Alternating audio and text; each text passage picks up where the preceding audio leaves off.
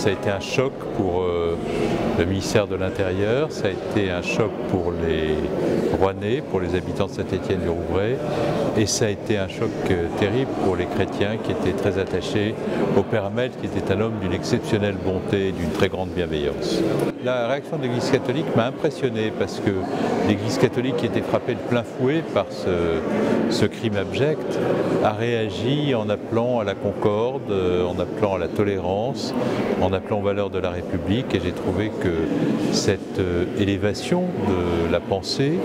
et de l'esprit des catholiques dans ces circonstances était une leçon donnée au pays tout entier. Il y a un climat d'irrespect, d'intolérance et de violence par des actes dont ceux qui les commettent ne comprennent pas à quel point ils peuvent atteindre. Et c'est la raison pour laquelle il faut, sur ces questions, être intraitable, être d'une grande sévérité, conduire systématiquement la justice à faire son œuvre de sanctions et de sanctions pénales des auteurs de ces actes, et être, bien entendu, tout près de ceux qui subissent la violence de ces actes antichrétiens. C'est la place de tous les citoyens français de s'engager, parmi eux bien entendu les chrétiens qui ont déjà une tradition d'engagement dans les associations,